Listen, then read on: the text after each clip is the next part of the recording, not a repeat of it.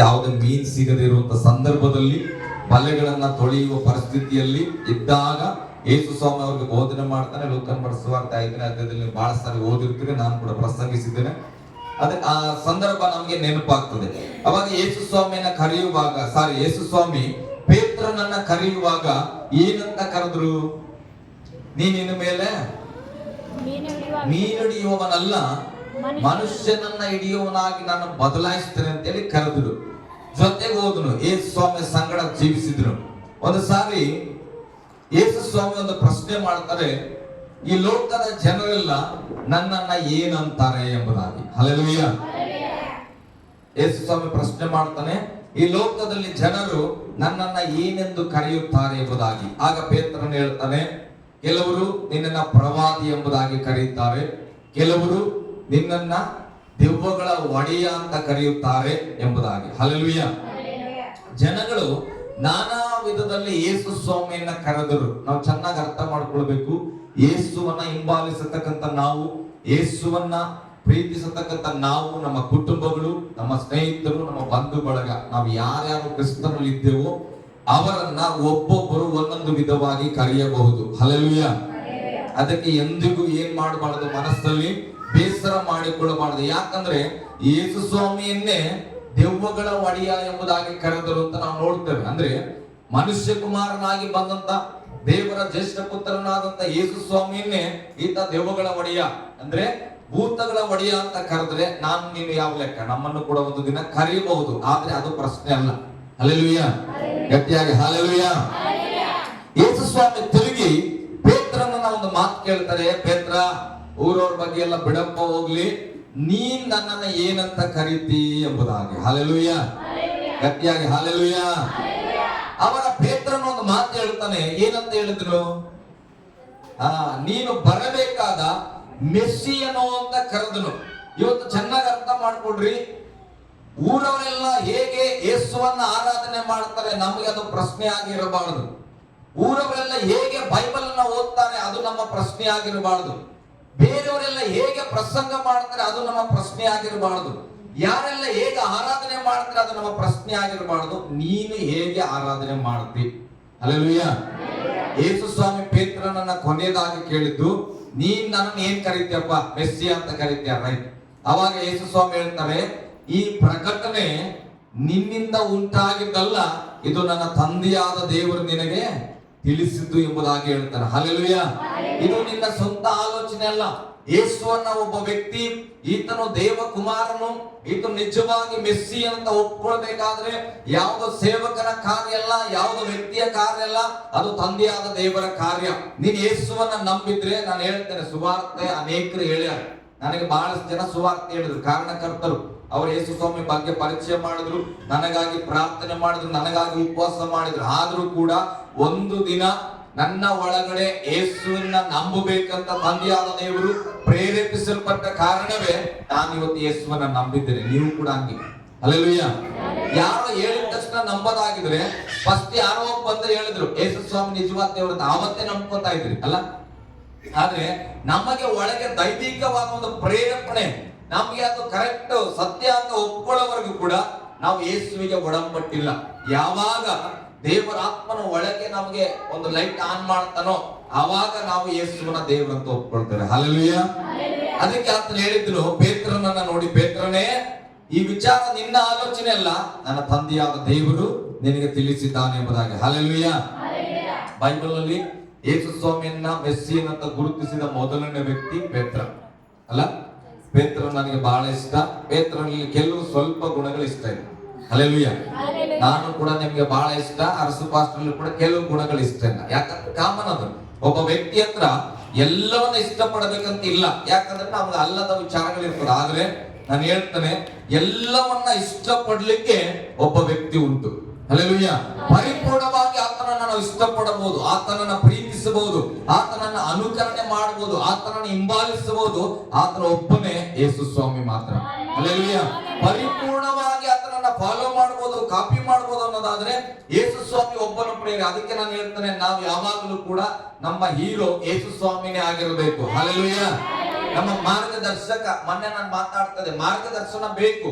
ಆದ್ರೆ ಎಲ್ಲಿ ಮಾರ್ಗದರ್ಶನವನ್ನ ಪಡೆದುಕೊಳ್ಬೇಕು? ನಾವು ಬೈಬಲ್ ಅಲ್ಲಿ ಪಡ್ಕೊಳ್ಬೇಕು, ವಾಕ್ಯದಿಂದ ಪಡ್ಕೊಳ್ಬೇಕು. ಅದು ಯಾವ ವಾಕ್ಯಗಳಿಂದ ಪಡ್ಕೊಳ್ಬೇಕು? ಕೃಪೆಯ ಕಾಲದ ವಾಕ್ಯದಿಂದ ನಾವು ಪಡ್ಕೊಳ್ಬೇಕು. ಕಾರಣ ನಾವು ಕೃಪೆಯ ಕಾಲದಲ್ಲಿ ಇದ್ದೇವೆ. ಹಲ್ಲೆಲೂಯಾ. ಈಗ ನೋಡ್ರಿ, ಪುರಾತನ ಕಾಲ ಅಂತ ಬರೀತದೆ. ಪುರಾತನದ ಕಾಲದಲ್ಲಿ ಬದುಕ್ತಾ ಇದ್ರೆ ಆ ನಿಯಮಗಳು ನಮಗೆ ಬೇಕಾಗಿತ್ತು. ಈಗ ನಾವು ಈ ಕಾಲ ಕಲಿಯುಗನ ಲೋಕದಲ್ಲಿ ಏನಂತ ಕರೀತಾರೆ? ಕಲಿಯುಗ. ಕಲಿಯುಗದಲ್ಲಿ ಬದುಕಬೇಕಂದ್ರೆ ಇವತ್ತಿನ ಸ್ಥಿತಿಗತಿಗಳನ್ನ ನಾವು ಅರ್ಥ ಮಾಡ್ಕೊಳ್ಬೇಕು. ಈಗ ನಮ್ಮಮ್ಮ ಒಂದು 10-12 ವರ್ಷಗಳ ಹಿಂದೆ 2004-5 ನಮ್ಮ ಮನೇಲಿ ಗ್ಯಾಸ್ ಇದ್ದಿಲ್ಲ. 2004-5 ನಮ್ಮ ಮನೇಲಿ ಗ್ಯಾಸ್ ಇಲ್ಲ. 2006 ನಾವು ತಗೊಳ್ತೇವೆ. 4-5 ಗ್ಯಾಸ್ ಇದ್ದಿಲ್ಲ. ಅವಾಗ ನಾವು ಒಲೆಯಲ್ಲಿ ಅಡಿಗೆ ಮಾಡ್ತಾ ಇದ್ರು ನಮ್ಮಮ್ಮ. ಹಂಗಂತೇಳಿ ಇವತ್ತು ಕೂಡ ನಮ್ಮಮ್ಮ ನಾನು ಗ್ಯಾಸ್ ಅಲ್ಲಿ ಮಾಡಲ್ಲ, ನಾನು ಒಲೆಯಲ್ಲೇ ಮಾಡ್ತೇನೆ ಅಂದ್ರೆ ಹಲ್ಲೆಲೂಯಾ. ಒಲೆಯಲ್ಲಿ ಹೊಗೆ ಸುತ್ತಿಸ್ಕೊಂಡು ಆ ಊಬಿ ಆ ಎಲ್ಲ ಒಗ್ಗರಣೆ ಎಲ್ಲ ಒಗೆದೇ ವಾಸನೆ ಬರ್ತದೆ. ಎಲ್ಲರಿಗೂ ಅನುಭವ ಇರ್ಬೋದು. ನನಗಿದೆ ಅಡಿಗೆ ಮಾಡಿದ ಅಡಿಗೆ ಅರ್ಧ ಊಟ ಮಾಡುವಾಗ ಹೊಗೆದೇ ಸ್ಮೆಲ್ ಬರೋದು. ಕಾರಣ ಆ ಹೊಗೆಯಲ್ಲಿ ಮಾಡ್ತಾ ಇರ್ತಾರೆ, ಹಸಿ ಗಟ್ಟಿಗೆಯಲ್ಲಿ ಮಾಡ್ತಾ ಇರ್ತಾರೆ. ಇವತ್ತು ಗ್ಯಾಸ್ ಕೊಡ್ಲಿಕ್ಕಾಗಿ, ಕರೆಂಟ್ ಸ್ಟವ್ ಕೊಡ್ಲಿಕ್ಕಾಗ್ಲಿ, ಒಳ್ಳೆ ಕಿಚನ್ ಅನ್ನ ಸಿದ್ಧತೆ ಮಾಡ್ಲಿಕ್ಕಾಗಿ ಕೂಡ ನೀನ್ ಎಲ್ಲೋ ರಸ್ತೆ ಬದಿಯಲ್ಲಿ ಕೂತ್ಕೊಂಡು ನಾನು ಉಪ್ಪು ಅಂತ ಊದಿನೇ ನಾನು ಅಡಿಗೆ ಮಾಡ್ಬೇಕಂದ್ರೆ ಅದು ಹೇಗೆ ಅನಿಸ್ತದೆ? ಹಲ್ಲೆಲೂಯಾ. ಇವ್ರಿನ್ನ ಅಪ್ಡೇಟ್ ಆಗಿಲ್ಲ ಅಂತೇವೆ. ಏನಂತೇವೆ? ಇವ್ರಿನ್ನ ಪುರಾತನ ಕಾಲದಲ್ಲಿ ಇವರು 2G ಇನ್ನ ಈಗಿನ ಭಾಷೆಯಲ್ಲಿ 2G ಈಗ 6G ಬರ್ತಾ ಇದೆ, ಅಪ್ಡೇಟ್ ಆಗಿಲ್ಲ ಅಂತ. ಹಾಗೆ ಸತ್ಯವೇದದಲ್ಲೂ ಕೂಡ ನಾವು ಅಪ್ಡೇಟ್ ಆಗ್ಬೇಕ್ರಿ. ನಾವು ಪುರಾತನ ಕಾಲದವರಲ್ಲ. ಹೇಳ್ರಿ, ಪುರಾತನ ಕಾಲದವರಲ್ಲ. ನಾವು ಹಳ ಒಡಂಬಡಿಕೆಯವರಲ್ಲ. ನಾವು ನೂತನ ಸೃಷ್ಟಿಗಳಾಗಿದ್ದೇವೆ. ನಾವು ಅಪ್ಡೇಟ್ ಆಗ್ಬೇಕು. ಎಲ್ಲಿಗೆ ಅಪ್ಡೇಟ್ ಆಗ್ಬೇಕು? ಅಲ್ಲಿ ಒಂದು ದಿನ ಇತ್ತು, ನ್ಯಾಯ ತೀರ್ಪಿನ ದಿನ. ಇವತ್ತು ನಾವು ಕೃಪೆಯ ದಿನದಲ್ಲಿ ಇದ್ದೇವೆ. ನಾವು ಕೃಪೆಗೆ ಅಪ್ಡೇಟ್ ಆಗ್ಬೇಕ್ರಿ. ಹಲ್ಲೆಲೂಯಾ. ಈ ಕೃಪೆಯಲ್ಲಿ ಇದ್ದಾಗ ಬಹಳ ಸರಳವಾದ ಜೀವಿತ, ಕ್ರಿಸ್ತನಲ್ಲಿ ಜೀವಿಸೋಕೆ ಬಹಳ ಸರಳವಾಗಿದೆ. ಆದ್ರೆ ಯೇಸು ಸ್ವಾಮಿಯನ್ನ ಇಷ್ಟು ಒಪ್ಕೊಂಡ ಪೇತ್ರನಲ್ಲಿ ಒಂದು ವಿಶೇಷ ಸಂಗತಿಯನ್ನು ನಿಮ್ಗೆ ನಾನು ತೋರಿಸ್ತೇನೆ. ಆ ಸಂಗತಿಗಳಲ್ಲಿ ನಾವು ಎಚ್ಚರವಾಗಬೇಕು. ಹಲ್ಲೆಲೂಯಾ. ಗಟ್ಟಿಯಾಗಿ ಹಲ್ಲೆಲೂಯಾ. ಮೊದಲು ಯೇಸು ಸ್ವಾಮಿಯನ್ನ ಪೇತ್ರನು ಗುರುತು ಮಾಡಿದ್ರು ಮೆಸ್ಸಿಯನೆಂಬುದಾಗಿ. ಯೇಸು ಸ್ವಾಮಿಯ ಸಂಗಡ ಬಂದರು, ಬಲೆಗಳನ್ನ ಬಿಟ್ಟನು, ದೋಣಿಯನ್ನ ಬಿಟ್ಟನು, ಯೇಸು ಸ್ವಾಮಿಯನ್ನು ಹಿಂಬಾಲಿಸಿ ಬಂದನು. ಹಲ್ಲೆಲೂಯಾ. ಈಗ ಎಲ್ಲ ಆಗಿ ಯೇಸು ಸ್ವಾಮಿಗೆ ಸಿಲುಬೆಗೆ ಏರಿಸುವಂತ ಸಂದರ್ಭ ಬರುತ್ತದೆ. ಆ ಸಂದರ್ಭ ಬಂದಾಗ ಪೇತ್ರನಿಗೆ ಯೇಸು ಸ್ವಾಮಿ ಹೇಳ್ತಾರ, ಏನಂತ? 3 ಸಾರಿ ನೀನು ನಾನು ಯಾರೋ ಗೊತ್ತಿಲ್ಲ ಅಂತ ಹೇಳ್ತೀಯ. ಹಲ್ಲೆಲೂಯಾ. ಅದಕ್ಕೆ ಪೇತ್ರ ಹೇಳ್ತಾನೆ, ಹಂಗೆಂದಿಗೂ ಆಗೋದಿಲ್ಲ. ನಾನ್ ನಿನಗೋಸ್ಕರ ಏನ್ ಮಾಡ್ತಾನೆ? ಗಟ್ಟೆ ಕಡೆ, ನಾನ್ ನಿನಗೋಸ್ಕರ ಪ್ರಾಣ ಕೊಡ್ತೇನೆ. ನಾನು ಎಂದಿಗೂ ನೀನು ಹಂಗ ಆಗ್ಬಾರ್ದು, ನಿನಗ್ ಮರಣ ಬರಬಾರ್ದು, ನಾನ್ ನಿನಗಾಗಿ ಪ್ರಾಣ ಕೊಡ್ತೇನೆ ಸ್ವಾಮಿ ಅಂತ ಹೇಳಿದ್ರು. ಹಲ್ಲೆಲೂಯಾ. ಯೇಸು ಸ್ವಾಮಿನ ಸಿಲುಬೆಗೆ ಹಾಕುವ ಪರಿಸ್ಥಿತಿ ಬಂದಾಗ ಯೇಸು ಹೇಳಿದ ಹಾಗೇನೆ ಪೇತ್ರನ ಏನಂತ ಹೇಳಿದ್ರು? ಆತನನ್ನ ನಾನು ಅರಿಯೇನು. ಹಲ್ಲೆಲೂಯಾ. ಆತನನ್ನ ನಾನು ನೋಡೇ ಇಲ್ಲ, ಆತನ ಸಂಗಡ ಮಾತಾಡೇ ಇಲ್ಲ ಅಂತ ಹೇಳ್ಬಿಟ್ಟು. ಸ್ತೋತ್ರ. ಇದು ಯಾವ್ದು ನನ್ನ ಪ್ರಸಂಗ ಅಲ್ಲ. ಪೇತ್ರನ ಬಗ್ಗೆ ನಿಮಗೆ ಪರಿಚಯ ಮಾಡ್ತಿದ್ರೆ, ಪೇತ್ರನ ಸ್ವಭಾವ ಅಂದ್ರೆ ಬಿಸಿಲು ಬಂದಾಗ ಬೆಚ್ಚಗೆ, ಚಳಿ ಬಂದಾಗ ತಣ್ಣಗೆ, ಹಂಗಲ್ಲ. ಹಲ್ಲೆಲೂಯಾ. ಬೈಬಲ್ ಹೇಳ್ತದೆ, ನೀನು ಬೆಚ್ಚಗಾದ್ರೂ ಇರು, ತಣ್ಣಗಾರ ಇದ್ರು. ಹೆಂಗಿರ್ಬಾರ್ದಂತ? ಉಗುರು ಬೆಚ್ಚಗೆ ಇರ್ಬಾರ್ದು. ಹಲ್ಲೆಲೂಯಾ. ಓಕೆ. ಪೇತ್ರನು ಹೀಗೆ ಸ್ವಲ್ಪ ತೆರೆ ಮೇಲಿಂದ ಹಾಗೆ ತೆರೆಗಳು ಹೋದಂಗೆ ಬಂದಂಗೆ ಆಗ್ತಾ ಇದೆ. ಒಂದು ಸಾರಿ ದೇವರೇ ನೀನೇ ಮೆಸ್ಸಿಯ ಅಂತಾನ, ನಿನಗೋಸ್ಕರ ಪ್ರಾಣ ಕೊಡುತ್ತೆ ಅಂತಾನ. ಒಂದು ಸಾರಿ ಏನ್ ಮಾಡ್ತಾನ? ಆತ ನನಗೆ ಗೊತ್ತಿಲ್ಲ ಅಂತ ಹೇಳಿದ್ರು. ಹೀಗೆ ಯೋಹಾನ್ ಬರೆದ ಸುವಾರ್ತೆ ನಾವು ಬರೋಣ. ಈಗ ಯೇಸು ಸ್ವಾಮಿ ಸಿಲುಬೆಯಲ್ಲಿ ಮರಣವನ್ನು ಅನುಭವಿಸಿದ್ದಾರೆ. ಯೇಸು ಸ್ವಾಮಿನ ತೆಗೆದುಕೊಂಡೋಗಿ ಸಮಾಧಿಯಲ್ಲಿ ಇಟ್ಟಿದ್ದಾರೆ. 3 ದಿನ ಆಗಿದ್ಮೇಲೆ ಯೇಸು ಸ್ವಾಮಿ ಈಗ ಪುನರುತ್ಥಾನ ಆಗಿದ್ದಾರೆ. ಹಲ್ಲೆಲೂಯಾ. ಯೇಸು ಸ್ವಾಮಿ ಏನಾಗಿದ್ದಾರೆ? ಪುನರುತ್ಥಾನ ಆಗಿದ್ದಾರೆ. ಪುನರುತ್ಥಾನ ಆಗಿದ ಮೇಲೆ ತನ್ನ ಶಿಷ್ಯರಿಗೆ ಕಾಣಿಸಿಕೊಳ್ತಾ ಇದ್ದಾರೆ. ಈಗ ಹಾಗಾದ್ರೆ ಪೇತ್ರನ ಸ್ವಭಾವ ಮೊದಲಿದ್ದಂತೆ ಇರಬಾರ್ದ್ರಿ. ಯಾಕೆ? ಪೇತ್ರನ ಅವಾಗ ಏನಾದ್ರೂ ತಪ್ಪು ಮಾಡಿರ್ಬೇಕೇನೋ, ಸುಳ್ಳು ಹೇಳಿರ್ಬೇಕೇನೋ, ಅಥವಾ ಅಂಜಿರ್ಬೇಕೇನೋ. ಆದ್ರೆ ಯೇಸು ಸ್ವಾಮಿ ಹೇಳಿದ ಎಲ್ಲ ಕಥೆಗಳು ನಡೆದಿದೆ, ಘಟನೆಗಳು, ಪ್ರವಾದಗಳೆಲ್ಲ ನಡೆದಿದೆ. ಯೇಸು ಸ್ವಾಮಿ ಸತ್ತಿದ್ದಾಯ್ತು, ಶಿಷ್ಯರಿಗೆ ಹೇಳಿದಂತೆ. ಸಿಲುಬೆಯಲ್ಲಿ ಸತ್ತಿದ್ದಾಯ್ತು, ತಗೊಂಡೋಗಿ ಸಮಾಧಿಯಲ್ಲಿ ಉಣಿದ್ದಾಯ್ತು. 3 ದಿನ ಆದ್ಮೇಲೆ ಯೇಸು ಸ್ವಾಮಿ ಎದ್ದು ಬಂದನ. ಹಲ್ಲೆಲೂಯಾ. ಇದೆಲ್ಲವನ್ನ ಪೇತ್ರನು ಕಣ್ಣಾರೆ ಕಂಡವನು. ಹಲ್ಲೆಲೂಯಾ.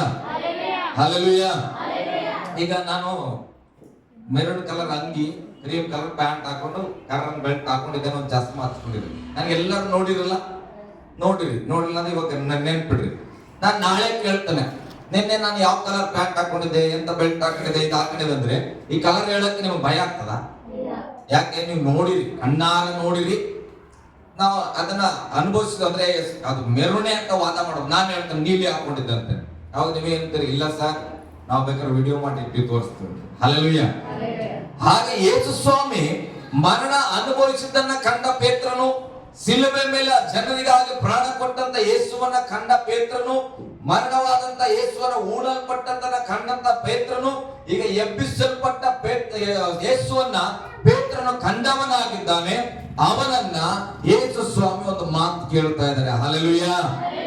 ಗಟ್ಟಿಯಾಗಿ ಹಲ್ಲೆಲೂಯ. 21ನೇ ಅಧ್ಯಾಯ, ಯೋಹಾನ ಬರೆದ ಸುವಾರ್ತೆ 21ನೇ ಅಧ್ಯಾಯ 15ನೇ ವಚನ ಓದ್ರಿ. ಅವರು ಊಟ ಮಾಡಿದ ಮೇಲೆ ಯೇಸು ಸೀಮೋನ್ ಪೇತ್ರನನ್ನು ಯೋಹಾನನ ಮಗನಾದ ಸೀಮೋನನೇ, ನೀನು ಇವರಿಗಿಂತ ಹೆಚ್ಚಾಗಿ ನನ್ನ ಮೇಲೆ ಪ್ರೀತಿ ಇಟ್ಟಿದ್ದೀಯೋ ಎಂದು ಕೇಳಲು. ಹಲ್ಲೆಲೂಯ. ಅಲ್ಲಿ ಶಿಷ್ಯರೆಲ್ಲರೂ ಇದ್ದಾರೆ. ಎಷ್ಟನೇ ಸಾರಿ ಕಾಣಿಸ್ಕೊಳ್ತಾ ಇದ್ದಾರೆ? ಓದ್ವಾಗ ಸ್ವಲ್ಪ ಹಿಂದೆ ಒಂದೆರಡು ವಚನ. ಅವರು ಊಟ ಮಾಡಿದ ಮೇಲೆ ಯೇಸು ಸೀಮೋನ್ ಪೇತ್ರನನ್ನು ಯೋಹಾನನ ಮಗನಾದ ಸೀಮೋನನೇ, ನೀನು ಇವರಿಗಿಂತ ಹೆಚ್ಚಾಗಿ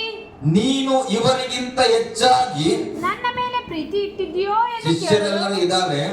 ಪೇತ್ರನಿಗೆ ಒಂದು ಪ್ರಶ್ನೆ ಬರ್ತಾ ಇದೆ, ಚೆನ್ನಾಗಿ ಅರ್ಥ ಮಾಡ್ಕೋಬೇಕ್ರಿ. ಮನೆಯಲ್ಲಿ ತಂದೆ ತಾಯಿಗಳಿಗೆ ಒಂದು ಮೊಂಡುತನದ ಪ್ರಶ್ನೆ ಕೇಳ್ತಾರ. ನೀವು ಕೂಡ ಕೆಲವರು ಕೇಳಿರ್ಬೋದು, ನಾನು ಇನ್ನ ಆಗಿಲ್ಲ, ಆದ್ರೆ ನಾನು ಕೇಳ್ತಿರ್ಬೋದು ನೆನ್ಪೋಗಿ. ಹಲ್ಲೆಲೂಯ. ಏನಂತ ಕೇಳ್ತಂದ್ರೆ, ಮಕ್ಕಳನ್ನ ಕರೀತೇವೆ, ಮಕ್ಕಳು ಕದ್ದು ನಿನಗೆ ಅಪ್ಪ ಬಹಳ ಇಷ್ಟನ ಅಮ್ಮ ಬಹಳ ಇಷ್ಟನ ಹೇಳಂತ. ಹಲ್ಲೆಲೂಯ. ಆ ಮಕ್ಕಳಿಗೆ ತಾರತಮ್ಯ ನಾವೇ ಕಲಿಸ್ತಾ ಇದ್ದವು. ನೀ ಅಪ್ಪನಾರ ಹೆಚ್ಚಿಗೆ ಇಷ್ಟಪಡು, ಇಲ್ಲ ನನಗಾರ ಇಷ್ಟಪಡು. ಹಲ್ಲೆಲೂಯ. ಆ ಮಕ್ಕಳು ಕೆಲವು ಹೇಳ್ತಾವ, ನನಗೆ ಇಬ್ರು ಇಷ್ಟ ಮಮ್ಮಿ ಅಂತ ಹೇಳ್ತಾರೆ. ನೀ ಕರೆಕ್ಟ್ ಹೇಳು, ಕರೆಕ್ಟ್ ಆಗಿ ಹೇಳು, ಇಬ್ರು ಅನ್ಬೇಡ.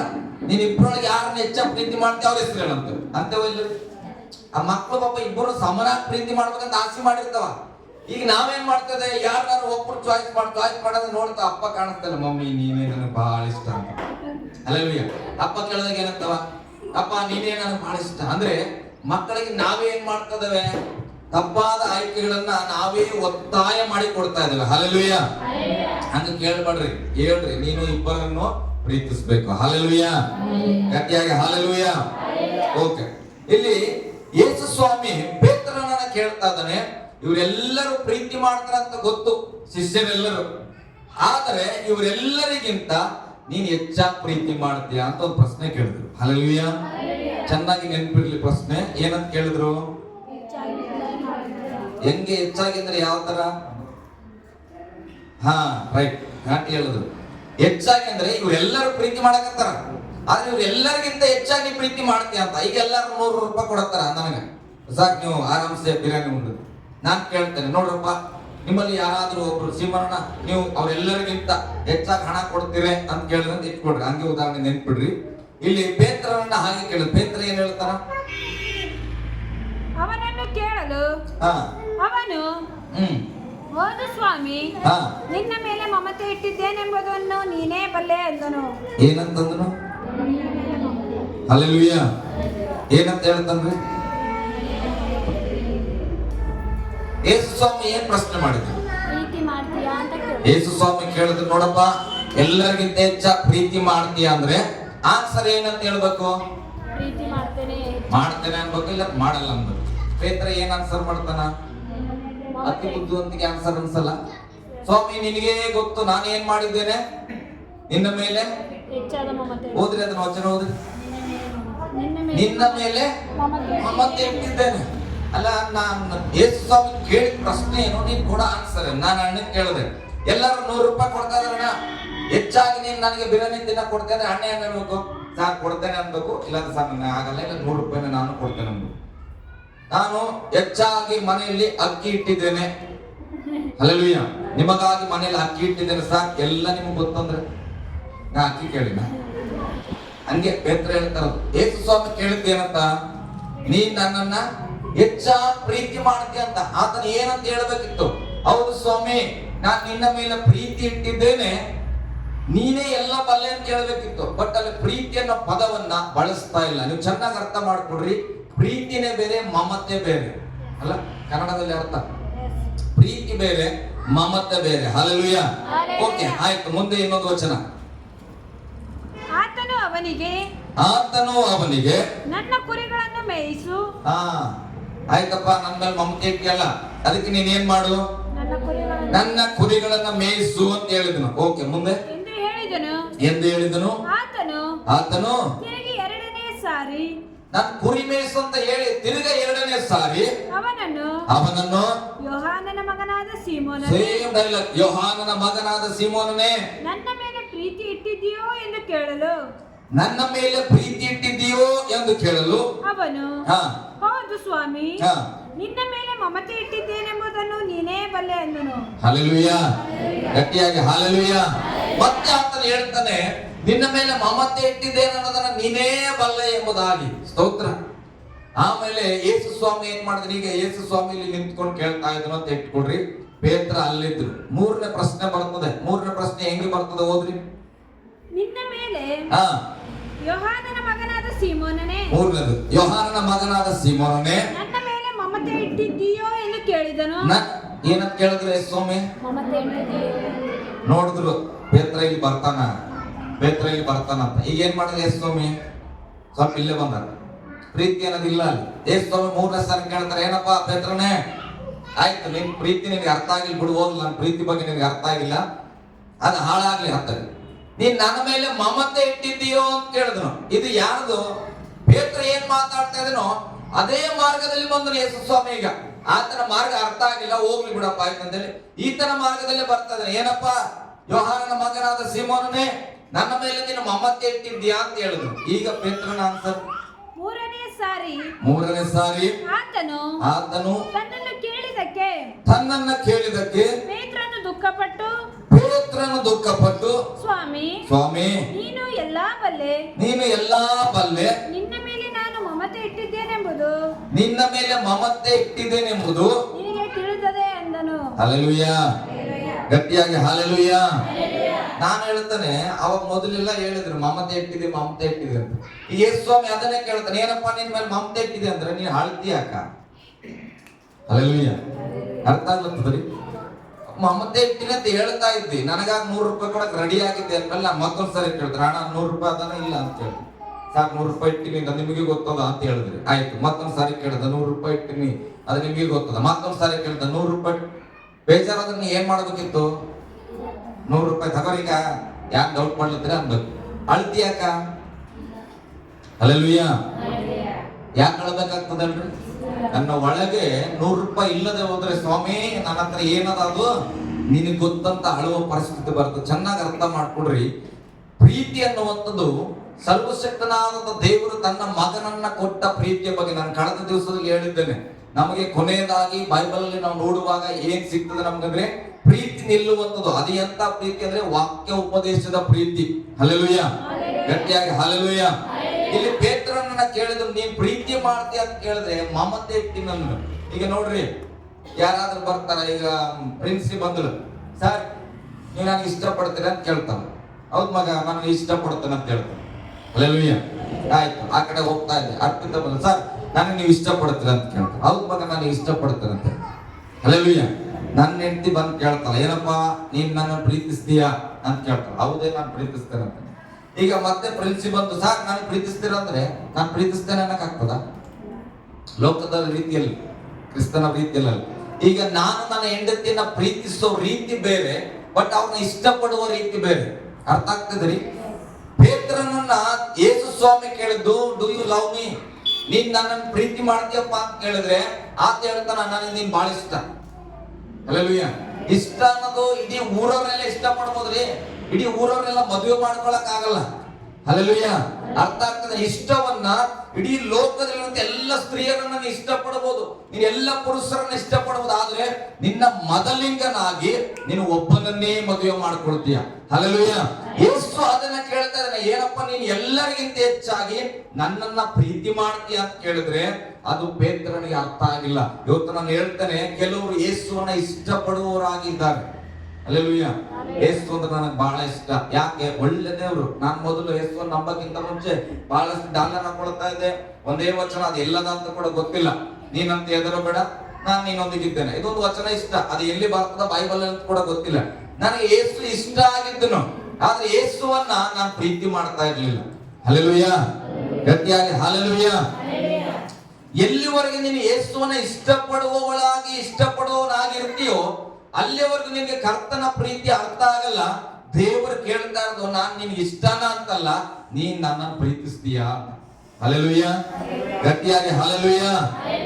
ಪೇತ್ರನು ಹೇಳಿದ್ರು, ಯಾಕೆ ಎಲ್ಲಾ ಬಲ್ಲೆ ಎಂಬುದಾಗಿ ಉತ್ತರ ಹೇಳ್ತಾ ಇದ್ದೀನಿ. ಒಂದು ವಚನ ಓದೋಣ. ಯೋಹಾನ ಬರೆದ ಸುವಾರ್ತೆಯಲ್ಲಿ 2ನೇ ಅಧ್ಯಾಯ 23ನೇ ವಚನದಿಂದ 25ರವರೆಗೆ ಓದ್ರಿ. ಯೋಹಾನ ಬರೆದ ಸುವಾರ್ತೆಯಲ್ಲಿ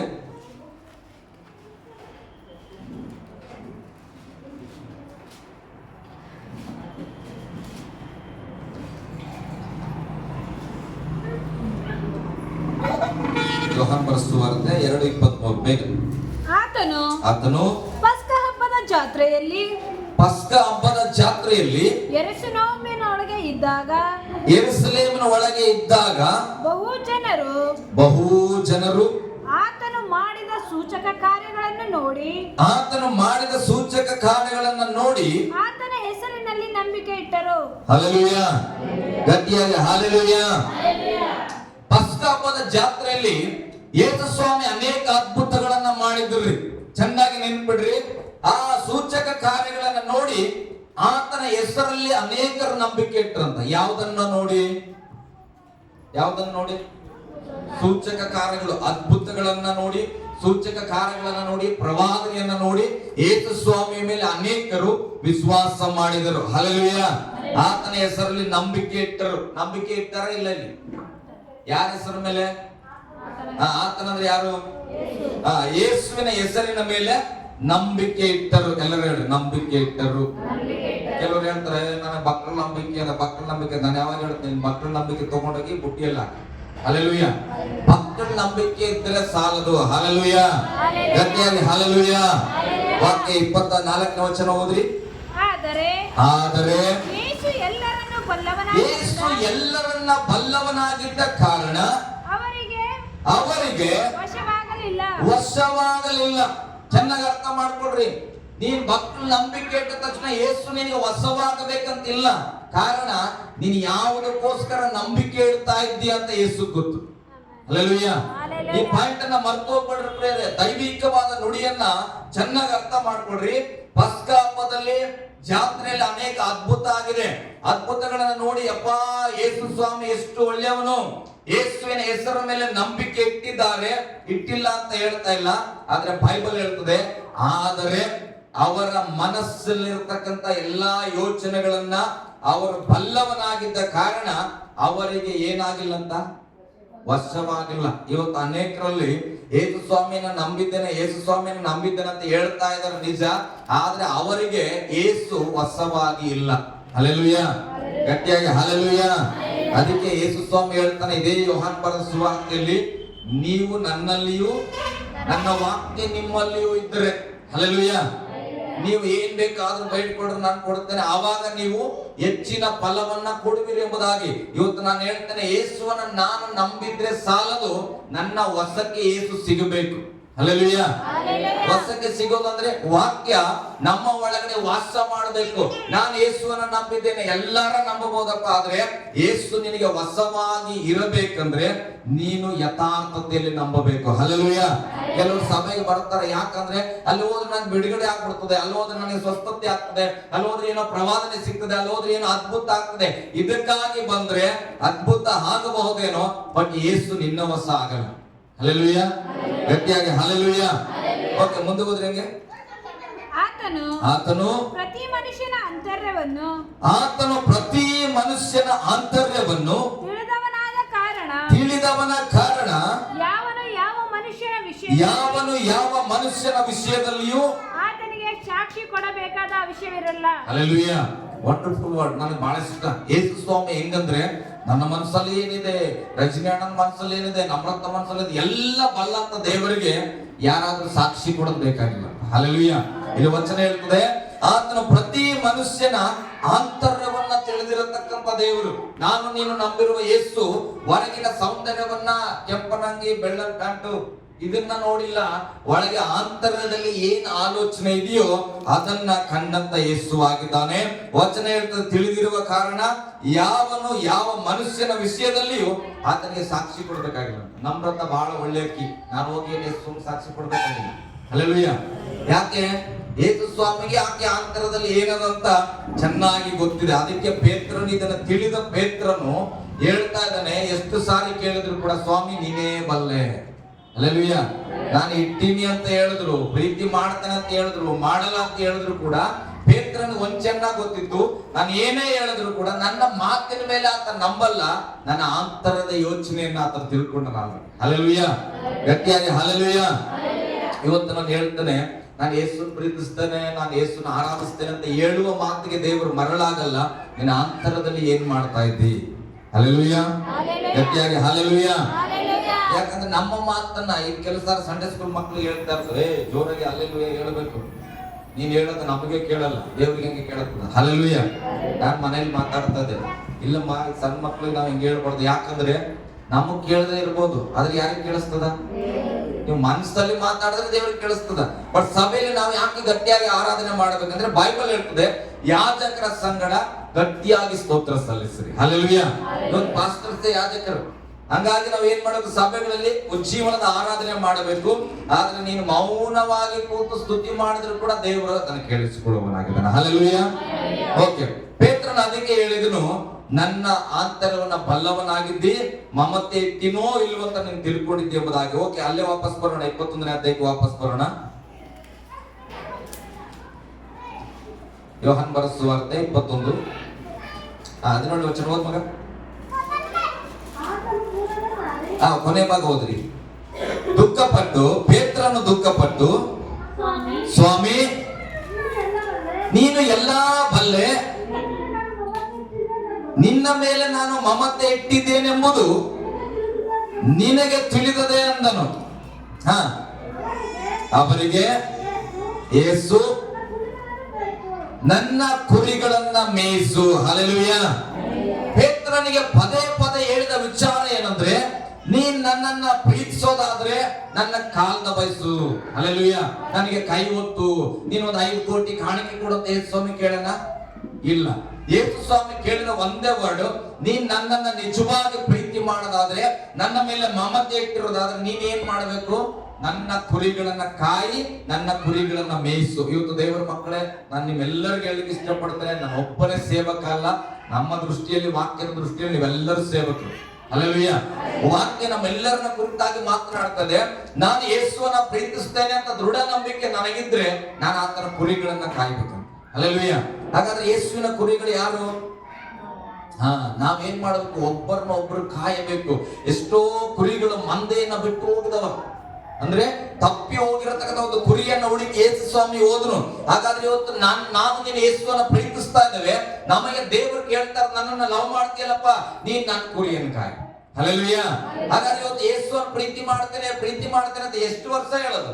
ಪ್ರೀತಿ ಮಾಡ್ತಾ ಇದ್ರೆ ದೇವರು ಹೇಳ್ತಾನೆ, ನನ್ನ ಕುರಿಯನ್ನ ಕಾಪಾಡಿ ಅಥವಾ ಕಾದು ಅದನ್ನ ನಡೆಸಿ ನೀನ್ ತೋರಿಸು ಅಂತ.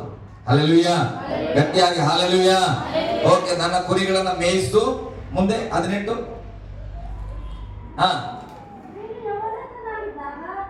ಅಲ್ಲ, ಇಂದು ಒಂದು ವಚನ ಹೋದ್ರಿ. ನಿನಗೆ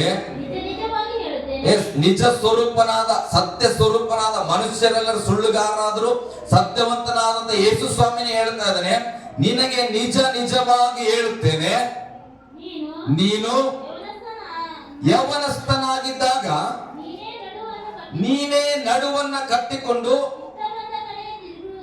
ನಾವು ಕೂಡ ಹಂಗೆ ಇಷ್ಟ ಬಂದು ಬೆಲ್ಟ್ ಹಾಕೊಂಡು ನಮ್ಗೆ ಇಷ್ಟ ಬಂದ ಓಡಾಡ್ತೇವೆ ಯವನಸ್ಥರು. ಆದ್ರೆ ಅಜ್ಜ, ಈಗ ನಮ್ಮ ದಿನಕರ ಮನೆಯಲ್ಲಿ ತಾತ ಇರ್ತದ. ಹಲ್ಲೆಲೂಯಾ. ನಾವು ಗಮನಿಸ್ತೇವೆ ಬಹಳ ಸಾರಿ. ನಾವು ಹೋಗುವಾಗ ತಾತ ಏನ್ ಕಟ್ಕೊಂಡಿರ್ತದ? ಅಂಕಲ್ ದೋತ್ರ.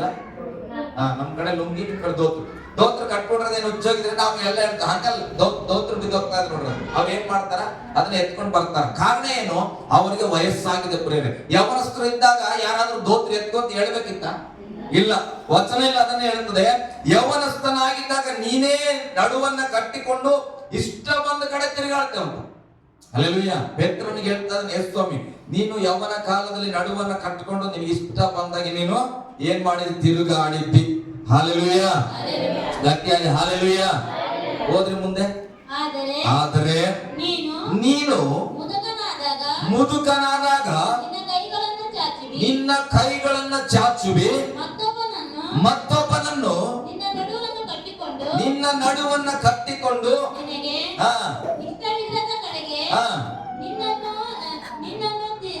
ತೆಗೆದುಕೊಂಡು. ನಾ ಬಹಳ ಸರಿ ನೋಡಿನಿ, ಬಾಬಾ ಹೋಗ್ತಾ ಇರ್ತದೆ ದೋತ್ರೆಲ್ಲ ಹಾಕೊಂಡು ಪೈಜಾಮ ಹಾಕೊಂಡು ಸನ ಸನ ಸನ ಅಂತೇಳಿ ಹೋಗ್ತಾ ಇರ್ತದೆ ಬಸ್ ಸ್ಟ್ಯಾಂಡ್ ಕಡೆಗೆ. ಬಾಬನಿಗೆ ಎಲ್ಲಿ ಹೋಗಿ ಇಷ್ಟ? ಎಲ್ಲಿಗೆ ಹೋಗ್ಲಿಕ್ಕೆ ಹೋಗ್ತಾ ಇದಾರೆ? ಬಸ್ ಸ್ಟ್ಯಾಂಡ್ ಹೋಗ್ತಾ ಇದಾರೆ. ದಿನಕ್ಕೆ ರೈ ಅಂತ ಬೈಕ್ ತಗೊಂಡ್ಬಿಡ್ತಾರೆ. ಎಲ್ಲಿ ಹೋಗ್ತಾರೆ? ಕೂಡಂತೇಳಿ ಕೂಡಿಸ್ಕೊಂಡ್ರೆ ಬಸ್ ಸ್ಟ್ಯಾಂಡ್ ಹೋಗೋ ಬಾಬಾನ ತಗೊಂಡು ಮನೆಗೆ ಹೋಗ್ತಾರೆ. ಒಂದು ಉದಾಹರಣೆ ಎಕ್ಸಾಂಪಲ್ ನಿಮ್ಗೆ ಹೇಳ್ತಾ ಇದ್ದೇನೆ, ನಮ್ ಕಣ್ಣು ಮುಂದೆ ಕಾಣೋದನ್ನ. ವಯಸ್ಸಾಗಿದ ಮೇಲೆ ನಿನ್ನ ಇಷ್ಟ ಬಸ್ ಸ್ಟ್ಯಾಂಡ್ ಹೋಗೋದದ, ಪಾರ್ಕ್ ಅಲ್ಲಿ ಕೂಡೋದದ, ನಿನ್ ಗೆಳೆಯರ ಜೊತೆ ಮಾತಾಡೋದದ. ಮೊಮ್ಮಗ ಏನ್ ಮಾಡ್ತಾ ಇದ್ದಾನೆ? ಎತ್ತಿ ಬೈಕಲ್ಲಿ ಹಾಕೊಂಡು ಮನೆಗೆ ಹೋಗಕ್ಕೆ ಇಷ್ಟ ಇಲ್ಲ, ಮನೆ ಕಡೆಗೆ ನಡೆದಾನೆ. ಹಲ್ಲೆಲೂಯಾ. ಯೌವನಸ್ಥರು ಇದ್ದಾಗ ನಮ್ಗೆ ಇಷ್ಟ ಬಂದಾಗ ಸುತ್ತೇವೆ ಇರ್ಬೇಕು. ಯಾವ ನಡಬೇಕಾದ ಕಟ್ಕೊಂಡು ಓಡಾಡ್ತೇವೆ, ಬಹಳ ಜಾಗೃತಿಯಾಗಿರ್ಬೇಕು. ಹಲ್ಲೆಲೂಯಾ. ಒಂದು ದಿನ ನಮಗೂ ಮುಪ್ಪಿನ ಪ್ರಾಯ ಬರ್ತದೆ, ನಮಗೂ ಕೂಡ ವಯಸ್ಸಾಗ್ತದೆ, ನಮಗೂ ಕೂಡ ನಡು ಕಟ್ಕೊಳ್ಳಕ್ಕೆ ಆಗದಿರುವ ಪರಿಸ್ಥಿತಿ ಬಂದಾಗ ನಾವು ಕೈ ಚಾಚಬೇಕಾಗ್ತದೆ. ಹಲ್ಲೆಲೂಯಾ. ಗಟ್ಟಿಯಾಗಿ ಹಲ್ಲೆಲೂಯಾ. ನಾನು ಹೀಗೇ ಇರ್ತೇನೆ ಅನ್ನುವಂಥದ್ದು ಸಾಧ್ಯ ಇಲ್ಲ. ನನ್ನ ಜೀವಿತದಲ್ಲೂ ಕೂಡ ಬದಲಾವಣೆಗಳು ಆಗ್ತವೆ. ಕಾರಣ ದೇವರು ಮಾಡಿದ ಜೀವಿತ ಇದು. ನಾವು ಬೇಡ ಅಂದ್ರೂ ಕೂಡ ಮುದುಕರಾಗ್ತವೆ. ಹಲ್ಲೆಲೂಯಾ. ನನಗೆ ಆಸೆ 60 ವರ್ಷ ಬದುಕಿದ್ರೆ 60 ವರ್ಷ ಇದೇ ಪರ್ಸನಾಲಿಟಿ ಇರ್ಬೇಕು. ಸ್ಕಿನ್ನು ಏನಾಗ್ಬಾರ್ದು, ನಡ್ಕೊಳ್ಬಾರ್ದು ಅಂತ ಆಸೆ ಪಡ್ತೇನೆ. ಏನೇನೋ ಮಾಡ್ಬೋದು, ಆದ್ರೆ ದೇವ್ರ ಚಿತ್ತ ಇದ್ರೆ ಅದೇನಾಗ್ತದೆ? ನಡ್ಕೊಳ್ತದೆ. ಬೇಜಾರು ಮಾಡ್ಕೊಂಡು ಅರ್ಧ ಬಿಸಾಕಾಗ್ತದ. ಹಲ್ಲೆಲೂಯಾ. ಓಕೆ, ಮುಂದೆ ಹೋದ್ರಿ. ತೆಗೆದುಕೊಂಡು ಹೋಗುವನು. ಅವನು ಪೇತ್ರನ ಬಗ್ಗೆ, ಅವನು ಎಂತ ಸಾವಿನಿಂದ ದೇವರನ್ನ ಮಹಿಮೆ ಪಡಿಸುವನು ಎಂಬುದನ್ನು ಯೇಸು ಸ್ವಾಮಿ ಪೇತ್ರನು ಎಂತ ಮರಣವನ್ನ ಹೊಂದಿ ದೇವರಿಗೆ ಮಹಿಮೆ ತರ್ತಾನೆ ಅನ್ನುವುದನ್ನ ಕುರಿತಾಗಿ ಇಲ್ಲಿ ಸಾಕ್ಷಿ ಕೊಡ್ತಾ ಇದ್ದಾನೆ. ಅದಕ್ಕೆ ಹೇಳ್ತಾರೆ, ಅಪ್ಪ ಇವತ್ತು ನೀನು ಬಲವುಳ್ಳವನಾಗಿದ್ದೆ, ಯವನಸ್ಥನಾಗಿದ್ದೆ, ಅದಕ್ಕೆ ಏನ್ ಮಾಡ್ತಿದ್ದಿ? ಅವರಾದಂದ್ರೆ ಅವರದು, ಬೆಂಗಳೂರು ಅಂದ್ರೆ ಬೆಂಗಳೂರು, ಮದ್ರಾಸ್ ಅಂದ್ರೆ ಮದ್ರಾಸ್. ಇಲ್ಲಿ ನನಗೆ ಮನಸ್ಸಿಲ್ಲ, ಅಲ್ಲಿ ಇರ್ತೇನೆ, ಅಲ್ಲಿ ನನಗೆ ಮನಸ್ಸಿಲ್ಲ, ಇಲ್ಲಿ ಓಡಾಡ್ತೇನೆ, ನಡು ಕಟ್ಟಲು ಎಲ್ಲಿ ಬೇಕಾದ್ರೂ ಓಡಾಡ್ತಾ ಇದೀಯಾ. ಆದ್ರೆ ಒಂದು ದಿನ ಮುಪ್ಪಿನ ಪ್ರಾಯ ಬಂದಾಗ ನಿನಗೆ ಇಷ್ಟ ಬರದೇ ಇರತಕ್ಕಂಥ ಸ್ಥಳಕ್ಕೆ ಎತ್ಕೊಂಡು ಹೋಗುವರು. ಹಲ್ಲೆಲೂಯಾ. ಗಟ್ಟಿಯಾಗಿ ಹಲ್ಲೆಲೂಯಾ. ಪೇತ್ರನ ಸಾವಿನ ಕುರಿತಾಗಿ ಹೇಳ್ತಾ ಇದ್ರೆ, ಹಾಗಾದ್ರೆ ಪೇತ್ರನ ಎಂತ ಸಾವನ್ನ ಕಂಡನು ಕೆಲವರಿಗೆ ಗೊತ್ತಿರಬಹುದು. ಹಲ್ಲೆಲೂಯಾ. ಪೇತ್ರ ಹೇಳ್ತಾನ, ನಾನು ಯಾವಾಗ್ಲೂ ವರ್ಡ್ ಬಳಸ್ತೇನೆ, ನನಗೆ ಚಿಂತೆ ಇಲ್ಲ, ನಾನು ಮರಣದ ಬಗ್ಗೆ ಯಾವತ್ತು ಭಯ ಪಡಲ್ಲ, ಇದ್ರೆ ಯೇಸುವಿಗಾಗಿ ಸತ್ರೆ ಯೇಸುವಿಗಾಗಿ. ಇದು 100% ಹಾರ್ಟ್ಲಿ ಹೇಳ್ತಾನೆ. ಯಾಕೆ? ಪೇತ್ರನ ಪರಿಸ್ಥಿತಿ ನಾನು ಬಲ್ಲವನಾಗಿ ತಿಳ್ಕೊಂಡಿನ ಬೈಬಲ್ ಅಲ್ಲಿ. ಪೇತ್ರ ಏನಂತ ಹೇಳಿದ್ರು ಗೊತ್ತಾ? ನಾನು ನಿನಗೋಸ್ಕರ ಏನ್ ಮಾಡ್ತೇನೆ ಅಂದನು? ಪ್ರಾಣ ಕೊಡ್ತೇನೆ ಅಂದನು. ದೇವ್ರ ಮುಂದೆ ಏನಾದ್ರು ಹೇಳುವಾಗ ಬಹಳ ಜಾಗ್ರತೆ ಆಗಿರ್ರಿ, ನಿಮಗ್ ಮರ್ತ ಹೋಗ್ಬೋದು, ದೇವ್ರು ಕೇಳಿಸ್ತಾರೆ. ಹಲ್ಲೆಲೂಯಾ. ಹಾಗಾದ್ರೆ ನಾನು ಕೂಡ ಯಾವಾಗ ಆರೈಕೆ ಮಾಡ್ತೇನೆ? ನಾನು ಯೇಸುವಿಗಾಗಿ ಸಾಯ್ತೇನೆ, ಪರಿಸ್ಥಿತಿ ಬಂದ್ರೆ ಸಾಯ್ಬೇಕು. ಹಲ್ಲೆಲೂಯಾ. ಪೇತ್ರನನ್ನ ಹೆಂಗ ಮಾಡ್ತಾರೆ ಗೊತ್ತಾ? ಯೇಸು ಸ್ವಾಮಿನ ಸಿಲುಬೆ ಹಾಕಿ ಹಿಂಗೆ ಮೊಳೆ ಹೊಡೆದು ಒಂದು ಸಣ್ಣ ಒಂದು ಟವಲ್ ಕಟ್ಟಿ ಆತನಿಗೆ ಮರಣ ತಂದ್ರಲ್ಲ. ಪೇತ್ರನನ್ನ ಸಿಲುಬೆಯಲ್ಲಿ ಉಲ್ಟಾನೆ ಹಾಕಿದ್ರು. ಯೇಸು ಸ್ವಾಮಿ ಹೆಂಗೆ ಸತ್ತನೋ ಅದಕ್ಕಿಂತ ಹೀನವಾಗಿ ಪೇತ್ರನ ಮರಣ ಉಂಟಾಯಿತು. ಯಾರನ್ನ ಹಿಂಬಾಲಿಸಿದವನು? ಯೇಸುವನ್ನ ಹಿಂಬಾಲಿಸಿದವನು, ಯೇಸುವಿನ ಮಾತಿಗೆ ವಿಧೇಯನಾದವನು, ಯೇಸುವಿಗೋಸ್ಕರ ಪ್ರಾಣ ಕೊಡ್ತೆ ಅಂತ ಹೇಳಿದಂತ ಪೇತ್ರನನ್ನ ಅವ್ರು ರೋಮರ್ ಏನ್ ಮಾಡಿದ್ರು? ಒಡೆದು ಯೇಸು ಸ್ವಾಮಿಗೆ ಹೇಗೆ ಮೊಳೆಗಳನ್ನ ಒಡೆಯಲ್ಪಟ್ಟರೋ ಅದೇ ರೀತಿಯಲ್ಲಿ ಯೇಸು ಸ್ವಾಮಿಗೆ ಮೊಳವನ್ನ ಒಡೆದು ಆ ಪೇತ್ರನನ್ನ ಉಲ್ಟ ಗಲ್ಲಿಗೇರಿಸಿದ್ರು. ಹಲ್ಲೆಲೂಯಾ. ಯೇಸು ಸ್ವಾಮಿನ ಹಿಂಗ ಕಾಣ್ತಾ ಇದ್ರೆ ಪೇತ್ರ ಕಾಲುಗಳ ಮೇಲೆ, ತಲೆ ಕೆಳಗೆ. ಹಲ್ಲೆಲೂಯಾ. ಗಟ್ಟಿಯಾಗಿ ಹಲ್ಲೆಲೂಯಾ. ಅದನ್ನ ಮುಂಚಿತವಾಗಿ ಯೇಸು ಬಲ್ಲವನಾಗಿದ್ದಾನೆ. ಅದಕ್ಕೆ ಹೇಳ್ತಾರೆ, ಪೇತ್ರನಿಗೆ ಇಷ್ಟ ಇತ್ತ ನಾನು ಶಿಲ್ಬೆಯಲ್ಲಿ ಉಲ್ಟ ಮರಣ ಹೊಂದಬೇಕ? ಇಷ್ಟ ಇಲ್ಲ. ಆತನನ್ನ ಎತ್ಕೊಂಡು ಹೋಗಿ ಒಡೆದು ಆತನನ್ನ ಸಿಲುಬೆಯಲ್ಲಿ ಹಾಕ್ಬಿಟ್ರು. ಹಲ್ಲೆಲೂಯಾ. ಕೆಲವು ಸಾರಿ ದೇವರಿಗಾಗಿ ನೀನು ಜೀವಿಸುವಾಗ, ದೇವರನ್ನ ಹಿಂಬಾಲಿಸುವಾಗ, ಕೆಲವು ಸಾರಿ ನೀನು ಇಷ್ಟೆಲ್ಲದ ಕಾರ್ಯಗಳನ್ನ ಎತ್ಕೊಂಡೋಗಿ ಮಾಡುವ ಪರಿಸ್ಥಿತಿ ಬಂದ್ರು ನೀನು ವಿಧಿಯನ್ನಾಗಬೇಕು. ಹಲ್ಲೆಲೂಯಾ. ಗಟ್ಟಿಯಾಗಿ ಹಲ್ಲೆಲೂಯಾ. ಅಯ್ಯೋ ನನ್ನ ಕ್ಯಾರೆಕ್ಟರ್ ಕ್ಯಾರೆಕ್ಟರ್ ಇದಲ್ಲ. ಹೌದಪ್ಪ, ನಿನ್ ಕ್ಯಾರೆಕ್ಟರ್ ಅದಲ್ಲ. ಕ್ರಿಸ್ತನಿಗಾಗಿ ನೀನೇನ್ ಮಾಡ್ಬೇಕು? ಉಲ್ಟಾ ಕೂಡ ಮಲಗ್ಬೇಕು.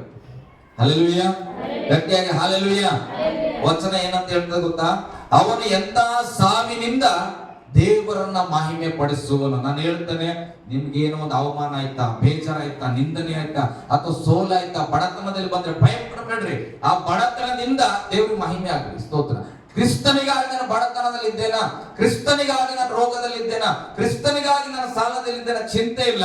ನನ್ನ ಒಂದು ಜೀವಿತದ ನಿಮಿತ್ತ ಕರ್ತನಿಗೆ ಮಹಿಮೆ ಆಗ್ಬೇಕು. ಹಲ್ಲೆಲೂಯಾ, ಗಟ್ಟಿಯಾಗಿ ಹಲ್ಲೆಲೂಯಾ. ಈಗ ದೇವರು ನಮ್ಮನ್ನ ಕೇಳೋದು, ಪೇತ್ರನ ಇಷ್ಟೆಲ್ಲ ಆಯ್ತು, ಆತನು ಹೇಳಿದಂತೆ ಯೇಸು ಸ್ವಾಮಿಗಾಗಿ ಉಲ್ಟಾ ಮರಣವನ್ನೇ ಹೊಂದ್ಕೊಂಡ್ಬಿಟ್ಟನು. ಹಾಗಾದ್ರೆ ಇವತ್ತು ನನ್ನನ್ನ ನಿನ್ನನ್ನ ದೇವರು ಕೇಳ್ತಾ ಇದ್ದಾನೆ, ನೀನ್ ನನ್ನನ್ನು ಪ್ರೀತಿಸ್ತೀಯಾ ಅಂತ. ಹಲ್ಲೆಲೂಯಾ. ಯೇಸುವನ್ನು ಪ್ರೀತಿ ಮಾಡೋದಿದ್ರೆ ಕೈ ಎತ್ತರಿ. ಬಲವಂತವಾಗಿ ಎತ್ತಬೇಡ್ರಿ. ಹಲ್ಲೆಲೂಯಾ. ನಿಮಗೆ ಮನಸ್ಸಿದ್ರೆ ನಾನು ಯೇಸುವನ್ನು ಲವ್ ಮಾಡ್ತೇನೆ, ಪ್ರೀತಿ ಮಾಡ್ತೇನೆ. ದೇವರು ನಿಮಗೆ ನಿನ್ನ ಆಸ್ತಿ ಕೊಡು, ಬಂಗಾರ ಕೊಡು ಅಂತ ಕೇಳಲ್ಲ. ದೇವರು ಹೇಳ್ತಾರೆ, ಹಂಗಾದ್ರೆ ನನ್ನ ಕುರಿಗಳನ್ನು ಕಾಯಿ. ಹಲ್ಲೆಲೂಯಾ. ಸರ್, ಎಷ್ಟು ಕುರಿಗಳು ಇಲ್ಲದವ? ನೀವಿರೋ ಗಲ್ಲಿಯಲ್ಲಿ ಮಕ್ಕಳದವ ಕುರಿಗಳು. ಹಲ್ಲೆಲೂಯಾ. ಯೇಸು ಸ್ವಾಮಿ ಪ್ರಾಣ ಕೊಡುವಾಗ ನಾನು ಕ್ರೈಸ್ತರಿಗಾಗಿ ಪ್ರಾಣ ಕೊಡುತ್ತೇನೆ ಅಂತ ಹೇಳಿದ್ರ? ತಂದೆಯಾದ ದೇವರು ಯೋಹಾನ 3:16 ಏನಂತ ಹೇಳಿದ್ರು? ನನ್ನ ಒಬ್ಬನೇ ಮಗನನ್ನ ಕ್ರಿಶ್ಚಿಯನ್ನರಿಗೋಸ್ಕರ ಕಳಿಸ್ತೇನೆ, ಬರೀ ಯೆರೂಸಲೇಮ್ನವ್ರಿಗಾಗಿ ಕಳಿಸ್ತೇನೆ. ಇಲ್ಲ, ಏನಂತ ಹೇಳಿದ್ರು? ಎಲ್ಲಾ ಲೋಕದಲ್ಲಿರ್ತಕ್ಕಂಥ ಎಲ್ಲ ಮನುಷ್ಯರನ್ನ ಪ್ರೀತಿ ಮಾಡಿ. ಹಲ್ಲೆಲೂಯಾ. ಲೋಕದ ಮೇಲೆ ಎಷ್ಟೋ ಎಣಿಸಲಾರದಷ್ಟು ಪ್ರೀತಿ ಇಟ್ಟು ತನ್ನ ಒಬ್ಬನೇ ಮಗನನ್ನ ಕೊಟ್ಟಂತ. ಹಾಗಾದ್ರೆ ಈ ಲೋಕದಲ್ಲಿರ್ತಕ್ಕಂಥ ಎಲ್ಲ ಮನುಷ್ಯರು ಯೇಸು ರಕ್ಷಣೆ ಹೊಂದಬೇಕಂತ ಬಯಸ್ತಾ ಇದ್ದಾನೆ. ಅವರಿಗೆ ನಾವು ಸುವಾರ್ತೆ ಹೇಳುವಂತ ಭಾರ ನಮಗಿದ್ರೆ ನಾವು ಕರ್ತನನ್ನ ಪ್ರೀತಿಸುವುದು. ಹಲ್ಲೆಲೂಯಾ, ಗಟ್ಟಿಯಾಗಿ ಹಲ್ಲೆಲೂಯಾ. ಇನ್ನೊಂದು ವಚನ ಓದೋಣ. ಇಬ್ರಿಯದವರಿಗೆ ಬರೆದ ಪತ್ರಿಕೆ 4:13 ಓದ್ರಿ. ಇಬ್ರಿಯದವರಿಗೆ ಬರೆದ ಪತ್ರಿಕೆ 4:13.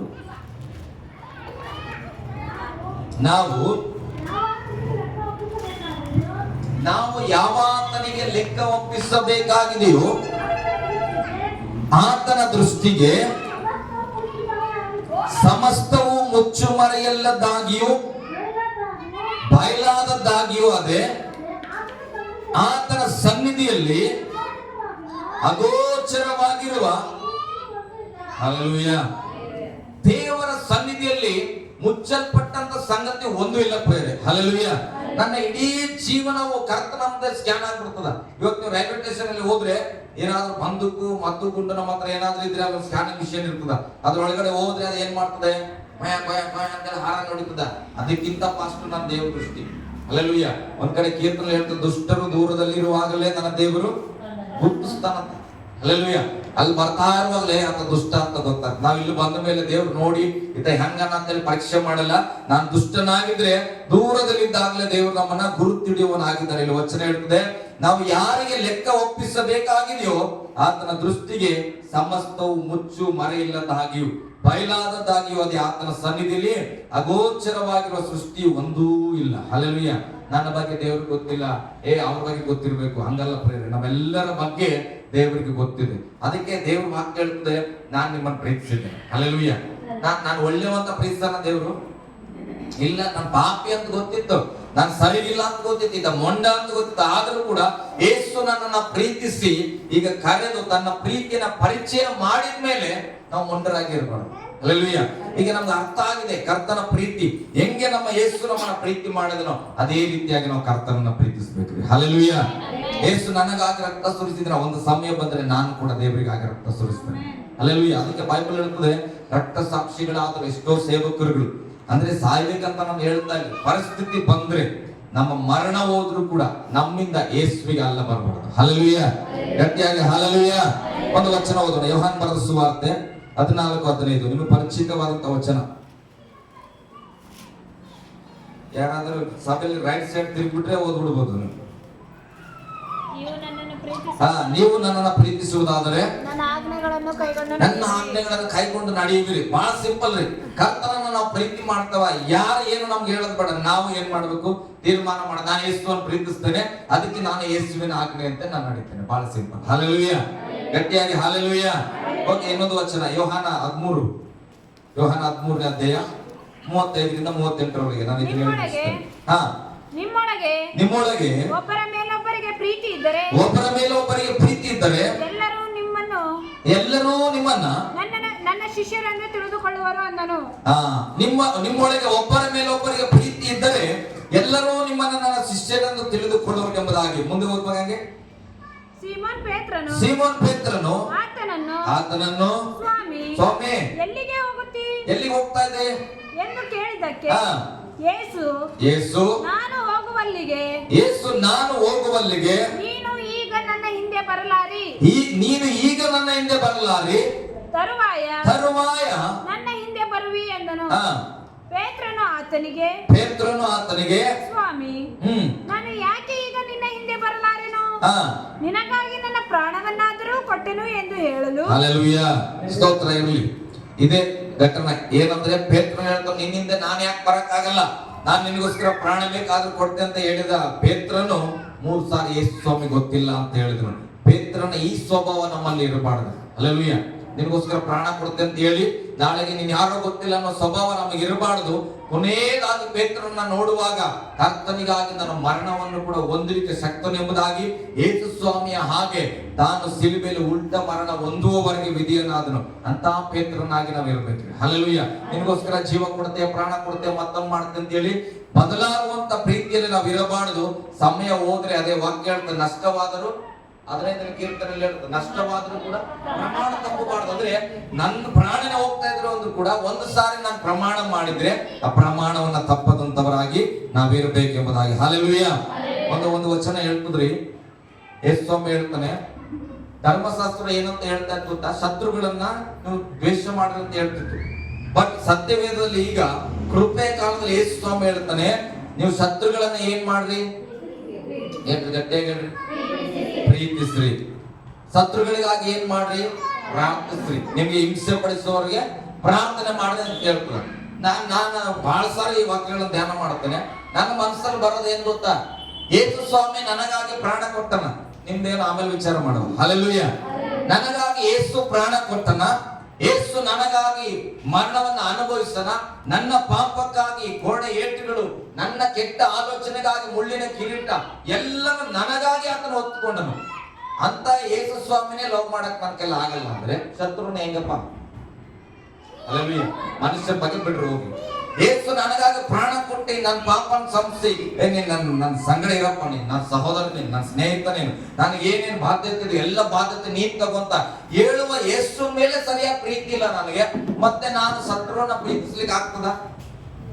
ಪ್ರೀತಿ ಮಾಡೋರನ್ನೇ ಪ್ರೀತಿ ಮಾಡಕ್ ಬರಲ್ಲ ನನಗೆ ಅಂದ್ಮೇಲೆ ಶತ್ರುವನ್ನ ಎಲ್ಲಿಂದ ಪ್ರೀತಿ ಮಾಡಬೇಕು? ಹಲ್ಲೆಲೂಯಾ. ಗಟ್ಟಿಯಾಗಿ ಹಲ್ಲೆಲೂಯಾ. 2ನೇ ಸ್ಟೆಪ್ ಹೋಗೋದಕ್ಕಿಂತ ಮುಂಚೆ ಮೊದಲು ನಾವು ಸರಿಯಾಗಿ ದೇವರನ್ನು ಪ್ರೀತಿಸೋದು ಕಲ್ತ್ಕೊಳ್ಬೇಕ್ರಿ. ಹಲ್ಲೆಲೂಯಾ. ನನ್ನನ್ನು ಪ್ರೀತಿ ಮಾಡಿದ ದೇವರನ್ನೇ ಪ್ರೀತಿಸಕ್ಕೆ ನನಗೆ ಬರಲ್ಲ. ನಾನು ಹೇಳ್ತೇನೆ, ಶತ್ರುವನ್ನ ನಾನು ಪ್ರೀತಿಸ್ಬೇಕು. ಹಲ್ಲೆಲೂಯಾ, ನಿಜ. ಆದ್ರೆ ನಾನು ಮೊದಲು ದೇವರನ್ನ ಪ್ರೀತಿಸಿ. ಬೈಬಲ್ ಹೇಳ್ತದೆ ಒಂದು ಕಡೆ, ಮೊದಲು ಅಂದ್ರೆ ಕ್ರೈಸ್ತ ಸಹೋದರ ಎನಿಸಿಕೊಳ್ಳುವವರಿಗೆ ಏನ್ ಮಾಡ್ರಿ? ಸಹಾಯ ಮಾಡ್ರಿ ಅಂತ ಹೇಳ್ತಾರೆ. ಮೊದಲು ಕ್ರೈಸ್ತ ಸಹೋದರ ಅನ್ನಿಸ್ಕೊಳ್ಳೋರಿಗೆ ಸಹಾಯ ಮಾಡ್ರಿ. ಯಾಕಂದ್ರೆ ನೀನು ಒಂದು ರಕ್ತದಲ್ಲಿ ಹಂಚಿಕೊಂಡಿದ್ದಿ, ಕ್ರಿಸ್ತನ ರಕ್ತ ಹಂಚಿಕೊಂಡಿರೋ ಸಹೋದರನಿಗೆ ಸಹಾಯ ಮಾಡಕ್ ಮನಸ್ಸಿಲ್ಲ, ಅನ್ಯರಿಗೆ ಮಾಡಿ ಲಾಭ ಏನು? ಹಲ್ಲೆಲೂಯಾ. ಅರ್ಥಾತ್ ಒಂದೇ ಬೈಕಲ್ಲಿ ಹೋಗ್ತಾ ಇದ್ದೇವೆ, ಆ ಬೈಕಿಗೆ ಎಣ್ಣೆ ಖಾಲಿ ಆಗ್ಬಿಟ್ಟದ, ನಿನ್ನ ಹತ್ರ ಹಣ ಇದೆ, ಆ ಬೈಕಿಗೆ 100 ರೂಪಾಯಿ ಕೊಟ್ಟು ಪೆಟ್ರೋಲ್ ಹಾಕಕ್ಕೆ ಮನಸ್ಸಿಲ್ಲ ನಿನಗೆ. ಪಕ್ಕದಲ್ಲಿ ಯಾವ್ದೋ ಬೈಕ್ ಎಣ್ಣೆ ಹಾಕೋರಿ, ತಗೋರಿ 100 ರೂಪಾಯಿ ಹಾಕೊಂಡು ಹೋಗ್ರಿ ಅಂದ್ರೆ ಇದು ಎಷ್ಟು ಮಟ್ಟಿಗೆ ನ್ಯಾಯ? ಹಲ್ಲೆಲೂಯಾ. ನಿನ್ ಜೊತೆ ನಿನ್ನ ನಂಬಿ ಬಂದವರು ಪ್ರಯಾಣದಲ್ಲೇ ಪೆಟ್ರೋಲ್ ಹಾಕಿಲ್ಲ, ಮತ್ತೆ ನೀನು ಅನ್ಯರಿಗೆ ಪೆಟ್ರೋಲ್ ಹಾಕಿದ್ರೆ ಲಾಭವೇನು? ವಾಕ್ಯ ಹೇಳ್ತಾ ಮೊದಲು ಕ್ರೈಸ್ತ ಸಹೋದರಿಗೆ ಸಹಾಯ ಮಾಡ್ರಿ, ನಂತರ ನೀವು ಭದ್ರವಾಗಿ ನಿಂತ್ರೆ ಮತ್ತೊಬ್ಬರನ್ನ ಎತ್ಕೊಳ್ಳಿಕ್ಕೆ ಸಾಧ್ಯವಾಗ್ತದೆ. ಹಲ್ಲೆಲೂಯಾ. ಗಟ್ಟಿಯಾಗಿ ಹಲ್ಲೆಲೂಯಾ. ಕರ್ತನ ಸನ್ನಿಧಿಯಲ್ಲಿ ಎದ್ದು ನಿಂತ್ಕೊಳ್ಳೋಣ ಪ್ರಿಯರೇ, ಎಲ್ಲರೂ ಎದ್ದು ನಿಂತ್ಕೊಳ್ಳೋಣ ಪ್ರಾರ್ಥನೆ ಪೂರ್ವಕವಾಗಿ. ನಾವು